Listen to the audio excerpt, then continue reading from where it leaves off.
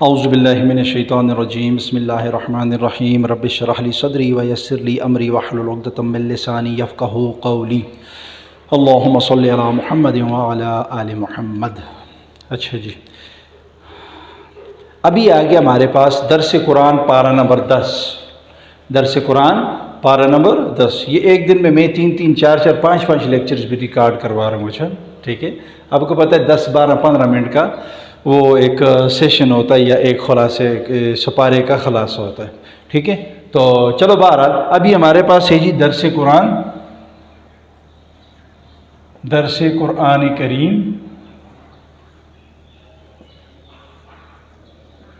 پارہ نمبر 10۔ کون سا پارہ نمبر 10 کا خلاصہ، پارہ نمبر 10 کا خلاصہ۔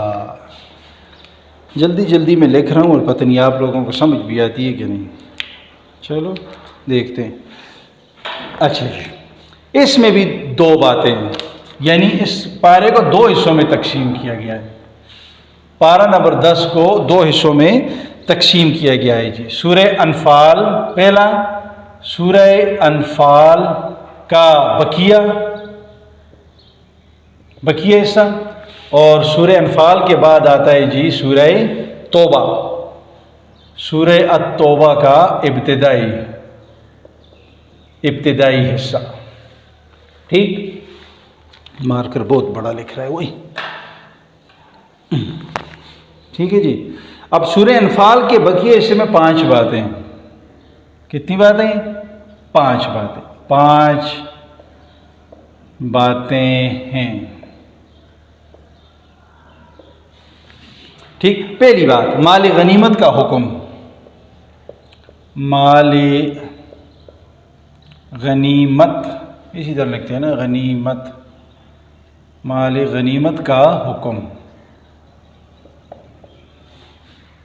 مال غنیمت کا کیا ہے؟ یہ اس کا آخری حصہ ہم پڑھیں گے۔ مال غنیمت کا حکم کیا ہے جی؟ یعنی آپ صلی اللہ علیہ وسلم کے اقربا، یتیموں، مسکینوں اور مسافروں کے لیے، اور باقی 4 مجاہدین کے لیے۔ یہ یہاں میں لکھ لوں گا، یہاں نہیں لکھتا، ٹائم وہ ہو رہا ہے، زیادہ ہو جائے گا، ویڈیو لمبی ہو جائے گی۔ کیا ہے؟ یعنی خمس، یعنی آپ صلی اللہ علیہ وسلم کے اقربا کے لیے، اور باقی یتیموں، مسکینوں، مسافروں اور باقی جو ہیں تو 4 حصے مجاہدین کے لیے۔ یہ اس میں مال غنیمت کی تقسیم کا حکم۔ دوسری بات، یہ میں انشاءاللہ یہاں لگا دوں گا، آیت ملی تو آپ کی آسانی کے لیے۔ غزوہ بدر کے حالات، غزوہ بدر کے حالات۔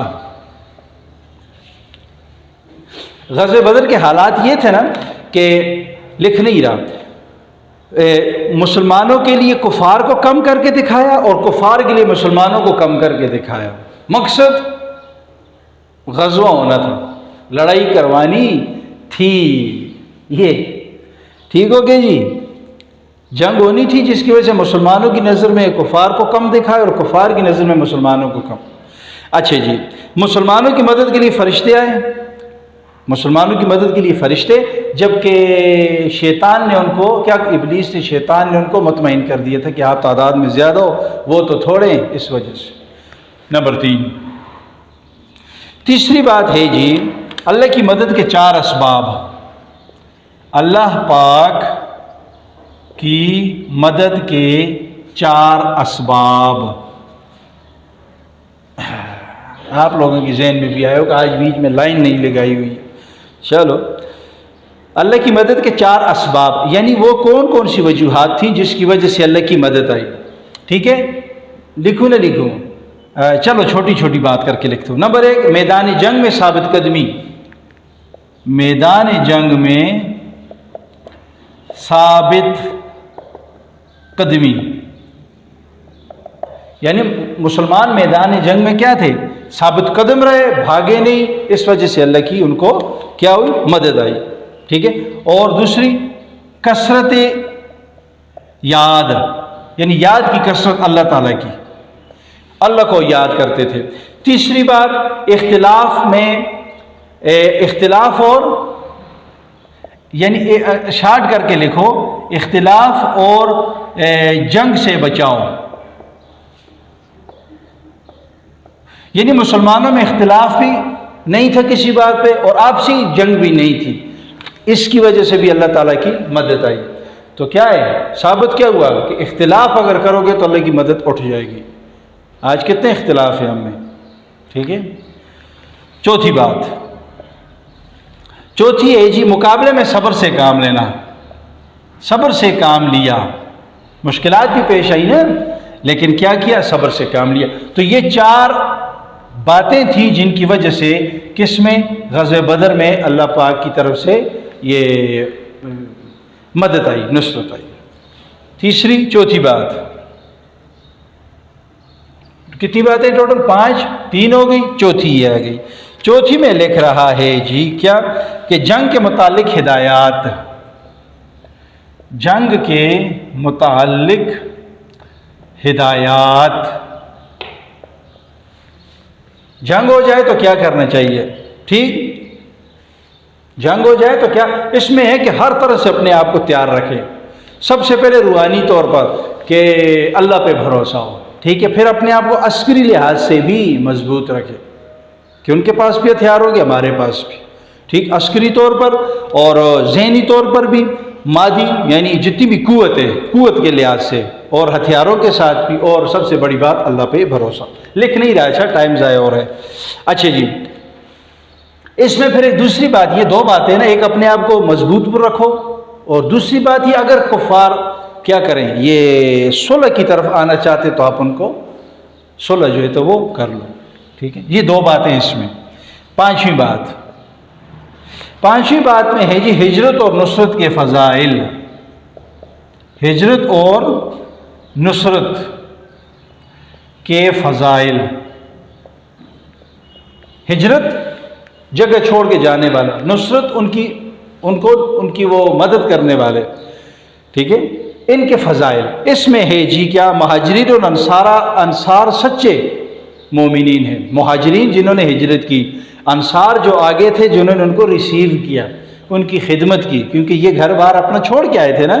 تو یہ دونوں پکے کیا مومنین. پہلی بات. دوسری، گناہوں کی مغفرت کر دی جاتی اور رزق میں اللہ پاک اضافہ کرتا ہے. یہ 3 باتیں اس میں آ گئی.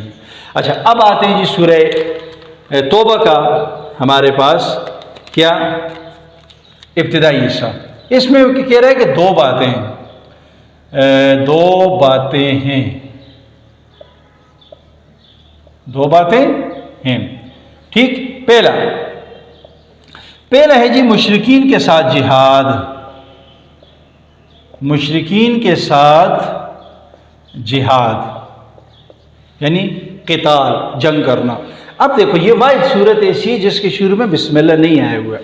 اب دیکھو آپ کے ذہن میں سوال آیا ہوگا نا کہ یہ تو واحد صورت ہے جس کے شروع میں بسم اللہ نہیں ہے، تو سر نے اس کی ایکسپلینیشن کیوں نہیں کی؟ یہی میں آپ کو کہہ رہا ہوں کہ جب میں صورت پہ آؤں گا نا، ہر ایک صورت کا تعارف، مثلا سورہ البقرہ اس کا کیا تعارف ہے، اسی طرح سورہ آل عمران ہے، سورہ نساء ہے، سورہ مائدہ ہے، سورہ انعام ہے، سورہ اعراف ہے، سورہ انفال ہے، سورہ توبہ ہے، اسی طرح سورہ یونس ہے، سورہ رعد، کرتے وہ سورہ ناس تک. پھر اس میں انشاءاللہ میں آپ کو بتاؤں گا کہ یہ وجوہات کیا، نام کیا. صرف اس کے بارے میں اتنا سرسری سن لو کہ سورہ توبہ جو ہے اس کے بارے میں مفسرین کے اقوال یہ ہیں. ایک تو یہ سورہ انفال سے ریلیٹڈ ہے.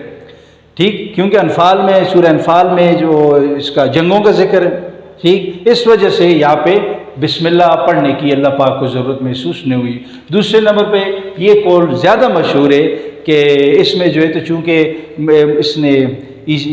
کفار نے ایک معاہدہ توڑ دیا تھا. ٹھیک ہے، جس کی وجہ سے اللہ پاک نے کہا تھا کہ کسی قسم کے ان کے ساتھ وہ اب نرمی والا معاملہ نہیں. جہاں آپ کو نظر آتا ہے مشرک، جہاں آپ کو کافر نظر آتا ہے، آپ اس کو کیا کرو، مارو. یہ پڑھیں گے تو انشاءاللہ ہمیں پتہ چلے گا. ٹھیک ہے. تو یعنی کہ جنگ کا جو ماحول تھا اس میں جو ہے تو اس بسم اللہ کی ضرورت نہیں تھی. اب اگر میری کسی کے ساتھ لڑائی ہو جائے مثال کے طور پر، میں جاؤں، میں پہلے کیا کروں گا؟ السلام علیکم، کیا حال ہے آپ کا؟ ٹھیک ہے، گھر بار دوست یار رشتہ دار سب ٹھیک ہے، میں آپ سے لڑائی کے لیے آیا ہوں؟ نہیں، میں جانے کے ساتھ ہی کیا کروں گا؟ پہ جاؤں گا اس میں. بھیج جاؤں گا، سمجھو نا، پڑھ جاؤں گا. تو یہ مثال اسی لیے. تو یہ جنگ کا ماحول تھا، اس وجہ بسم اللہ کی ضرورت نہیں. بہرحال یہ جب اس کا ہم صورت وائز وہ اس کی ہم ایکسپلینیشن کریں گے تو اس میں بات آ جائے گی. مشرکین کے ساتھ جہاد. جی ٹھیک ہے. تمام معاہدے جو مشرکین سے ہوئے تھے ان سے برات کا اعلان. آگے بات کہ نہیں، برات یعنی ختم کر دیے تھے. مشرکین کو حج بیت اللہ سے منع کر دیا تھا. مشرکین کو حج بیت اللہ تعالیٰ کے گھر کی زیارت سے کیا کر دیا، منع کر دیا گیا تھا. اہل کتاب کے ساتھ قتال کی اجازت دے دی. اہل کتاب عیسائی ان کے ساتھ قتال کی اجازت دے دی تھی. یہ اس میں آئی تین قسم کی بات ہے. 1 2 3 یہ انشاءاللہ ایک ایک کر کے میں لگاؤں گا، لکھ نہیں رہا، ٹائم لمبا ہو رہا ہے. ٹھیک ہوگی جی. دوسری بات، 2 باتیں نا، ایک یہ ہوگی، دوسری بات یہ آ گئی. دوسری بات میں کہہ رہا ہے کہ مسلمانوں اور منافقین میں فرق. مسلمانوں اور منافقین میں فرق. یہ یعنی غزوات، جنگ یہ ایسی جگہ ہوتی ہے جس میں مسلمانوں اور منافقین کے درمیان فرق واضح ہو جاتا ہے. پتہ چل جاتا ہے کہ کون مومن ہے اور کون مسلمانوں کے بھیس میں چھپے ہوئے منافق ہیں. ٹھیک ہو گیا. غزوہ تبوک جب ہوئی تھی نا، یہ وہ اس میں منافقوں اور مسلمانوں کو الگ کرنے کے ایک بہت بڑا ذریعہ تھا. اس میں پتہ چل گیا تھا کہ کون منافقین ہے اور کون. یہ غزوہ تبوک کی ہسٹری جب انشاءاللہ پڑھوں گا نا، بتاؤں گا، تو پھر آپ کو پتہ چلے کہ حضرت عمار بن یاسر رضی اللہ تعالیٰ اور حذیفہ بن یمان رضی اللہ تعالیٰ نے کس طرح انہی منافقین سے حضور صلی اللہ علیہ وسلم کی اونٹنی کو بچایا تھا. یہ ان منافقین جو تھے نا، جنہوں نے پلاننگ کی تھی کہ حضور صلی اللہ علیہ وسلم کی اونٹی کو رات کے اندھیری میں جو ہے تو گرا دیں گے، نعوذ باللہ، مار دیں گے، شہید کر دیں گے، نعوذ باللہ. تو یہی حذیفہ بن یمان جو حضور صلی اللہ علیہ وسلم کے رازدار تھے، جن کو وہ 12 منافقین کے نام بتائے ہوئے تھے، اس پہ آئے گی انشاءاللہ بات آئے گی. اور حضرت عمار بن یاسر رضی اللہ تعالیٰ، جس کے بارے میں حضور صلی اللہ علیہ وسلم نے کہا تھا کہ اس کا مار کو ایک باغی جماعت قتل کرے گی. وہ باغی جماعت کون تھی؟ انشاءاللہ وہاں تک جب جائیں گے سیرت میں تو پتہ چلے گا کون تھی. اچھا جی، فرق کیا ہوا کہ غزوہ تبوک ان دونوں میں فرق کا سب سے بڑی وجہ بنی. روم کے ساتھ لڑائی کے لیے صرف چند مسلمان گئے. روم امپائر جو تھی، ٹھیک ہے، رومن اور پرشین، اس میں روم کے ساتھ چند مسلمان گئے اور باقی نے بہانے بنائے کہ پھل جو ہے تو وہ پکے ہوئے ہیں، کھیتیاں پکی ہوئی ہیں، گھریلو بہانے بنائے وغیرہ وغیرہ. ٹھیک ہے، فقر یہ وغیرہ بہانے. تو مسلمان اور اس کی چھانٹی ہو گئی کہ یہ پیور مسلمان ہے اور یہ ہمارے پاس منافقین ہیں. ٹھیک ہے جی، ذرا کھینچ رہا ہوں بات کو، اچھا ٹائم بہت ہو گیا. یہاں تک فرمایا کہ 70 بار بھی آپ صلی اللہ علیہ وسلم ان کے لیے استغفار کریں. کن کے لیے؟ منافقین کے لیے.